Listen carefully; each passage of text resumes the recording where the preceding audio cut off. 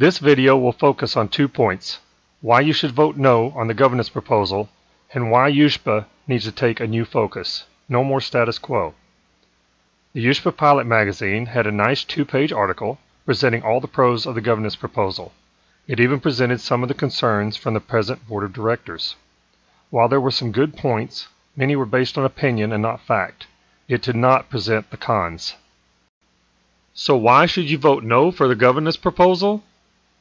Reason number 1, your vote may not count. This will take some time to explain, as the new voting system is a bit complex. The new voting system has incorporated someone's idea of diversity, which invokes a quota system. There will be only 5 regions. In the new elections for board of directors, there will be only 10 directors. 8 are elected by the membership, and 2 are appointed by those 8 directors. At each annual election, 4 of the directors' positions will be up for election. Each member of USHPA will get to vote for 4 people on a national level, no longer on a regional level. This is a huge reduction in representation, which will be addressed a little later. The new quota system has 3 priorities. The first priority attempts to place at least 1 director from each region. The second priority attempts to have at least 3 hang glider pilots and 3 paraglider pilots on the board. The third priority is split. Try to have at least 2 women and at least 2 men on the board, and also to have at least 3 younger people under 40 and at least 3 older people over 40. The average age of the membership is in the 50s. When asked where the age of 40 came from, the answer was, "That seems like a good number. Not really a reflection of our membership." Here's an example of what could happen. In this example, of the 4 remaining directors and 2 appointed directors, we need to fill an opening for Region 5, we need 2 more hang glider pilots, and we need 1 younger person. We already have enough male and female directors. Once a tally of the votes is complete, those that receive more than 50 votes or 5% of voters, whichever is higher, is considered a viable candidate. Those that do not receive enough votes are not placed on the list. In this example, the person with the highest votes receives 1,695 votes, is from Region 1, a paraglider pilot, older than 40, and female. The candidate with the second highest votes receives 1,601 votes, and so on. There are a total of 8 viable candidates here, placed in vote order. We start with priority 1, regions. We need to fill an opening in Region 5, so we go down the list until we get to the first candidate from Region 5. In this example, that is the last person on the list. He is elected. If there had not been a candidate from Region 5 that qualified, there would be no director for that region. Now we go to priority 2, wing type. We need 2 hang glider pilots, so we go down the list. We find the 5th and 7th candidates are hang glider pilots, so they are elected. Now we go to priority 3. We have already met the gender quota, so we only have to focus on age. We need 1 younger person under 40, so we go down the list. The 6th candidate is now elected. So why did the top 4 candidates not get elected? They have a great deal more votes, but they are not elected? Why would a member waste their time voting if their vote doesn't count? Do you like this quota system? So here is the new board, and the quotas were filled. Or were they? There's a flaw in this system. The appointed directors have 1-year terms, so the new board may appoint new directors. The appointed members do not have to follow the quota system, so it is possible that we will no longer have a Region 1 director, we are short a younger director, and we are short a female director. In this example, there were 3 candidates with a large amount of votes who were from Region 1 and female, but they were not elected? This system is flawed. It does not even meet its own goals. The error was considering the current board to be made up of 6 remaining members, but it only had 4 because the appointed members were also up for replacement. Reason 2 to vote no on the proposal. The new regions are too large. You will lose local representation. You may not even have a regional director. Take a look at the maps. The present system depicted on top, is more regionalized, just as our organization is. A director has more knowledge of his local area. Now look at the proposed regions on the bottom map. Do you suppose a director in Iowa is going to be a lot of help to someone in Seattle? Or a director located in Texas helping with a problem in Virginia? These regions are just way too large. One of the common complaints from members is that USHPA alienates themselves from the membership. A smaller board is supposed to help? Reason 3. The proposal has lost us a lot of money. For the last 2 years, the board meetings have spent a huge amount of time dealing with this governance issue, its top priority. Why not spend that time to deal with the financial situation? Not addressing a loss of over $100,000 of our money in that period should have been the top priority. Reason 4. A smaller board may not serve as well. The USHPA Pilot Magazine article states, the current structure isn't serving USHPA as well as a smaller board would. According to boardsource.com, the average nonprofit board in 2018 consisted of 15 members. According to boardeffect.com, certain other nonprofit organizations guarantee representation to their constituencies as determined by geography, and they also commonly have larger boards. Our organization is very dependent on geographic considerations, and a smaller board may not be able to effectively deal with the geographic concerns of its membership. Reason 5. Committee effectiveness does not improve. The USHPA Pilot Magazine article states, the volunteer time and talent used by the current board would better serve the organization if it were spent in committees working on our most important issues. We already have committees. Those committees have meetings. The volunteer talent is already being used.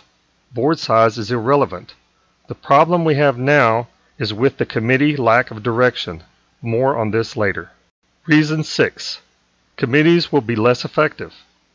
Members may attend, but may no longer speak or vote at committee meetings. They are allowed to pass notes to the chair and may only speak if invited to do so. Instead of more people available for brainstorming and new ideas, we are going this way? It is unclear if the member is any longer allowed to speak or express their opinions during the board meetings. Reason 7. A smaller board does not magically fix a communication problem. The USHPA Pilot Magazine article states, USHPA needs a board that can respond to a crisis, rather than an executive committee that acts and the board that gets angry because they were not included. This statement reveals a relationship problem between the executive committee and the board of directors, and not one that board size would have any impact. According to the Handbook of Nonprofit Board Governance, the executive committee is a small group, commonly with authority to act on behalf of the full board between meetings or in an urgent situation. If a board member is angry because they were not included, then the director does not understand the purpose of the executive committee. This is more a problem of poor communication rather than having a board that is too large. Reason 8. A larger board can meet between meetings. The USHPA Pilot Magazine article states, 26 people can't meet on the phone and make rapid decisions. Really? With the tools that are available for communications today, a rapid decision could be made with a large, geographically represented board like ours. Reason 9. Board size does not guarantee efficiency. The USHPA Pilot Magazine article states, USHPA needs a board that is willing to try new things that might fail, see what happens, and make adjustments accordingly. USHPA needs a board that takes the long view every day and is proactive about long time frame issues. These are great statements, but board size is irrelevant. So vote no on the governance proposal. Now it's time for the board of directors to take a new focus. No more status quo. Business as usual is not going to cut it in the future. The following need to be addressed by the board. Most of the lack of action by the board of directors is due to inefficient committee procedures. Many times during the governance proposal, it was brought up by several directors that the committee process is not working. Since a smaller board is going to depend more on committee's work, then this should be fixed first. It was not. The board of directors depends on information and research performed by committees so that it can make educated decisions on the direction of our organization. Right now, most committees have a general purpose and address issues as they come along, but they lack direction, training, and expectation. They need direction to proactively pursue new ideas. They need to be told what is done with this information. They need training. New people are needed in order to have a fresh perspective on issues and solutions. Examples. Our organization has lost well over $100,000 in the last 2 years. The Finance Committee made nice presentations as to the state of our finances, but they lack to provide any suggestions of how to fix the problem. This is their job. They had no direction or expectation. They should have been told to find answers. They should have looked at all sources of income and made suggestions as to how they may be increased. They should have looked at all expenses, like an audit, and determined what expenses could be trimmed or cut. They should have provided suggestions or opinions of revamping the magazine, which loses money. Is it time to go digital? It is time for hard and tough choices. Instead of hiring more staff, maybe it is time to change or eliminate positions. An evaluation must be made of every position at the USHPA office staff and determine whether this is appropriate time to have a person serving in that position. All of these options should have been presented to the board meeting a long time ago. We not only need to balance our budget, but to create a surplus so that our higher dues can be reduced. Another example. Our hang glider pilot numbers are continuing to drop as the average ages continue to climb. There are 2 hang glider pilots in Virginia Tech who took it upon themselves to teach other students how to fly. They got donations for equipment, including a matching grant from the Foundation for Free Flight. As these new students become pilots, they join USHPA, purchase equipment, and seek higher instruction from flight schools. They bring young people back into the sport. They increase our numbers. Why isn't a committee looking seriously at this as a possibility for future growth for hang gliding and paragliding as well? This is a great social avenue for college people. Could a handbook be compiled for future endeavors? Can we reach out to colleges and universities to expand this? We lost a lot of members after the insurance crisis. We lose around the same number of members each year as we gain in H2 and P2 certifications. The Communications Committee should be directed to suggest solutions to this problem. The paid staff, maybe the communications officer, should be contacting each lost member by phone, not email.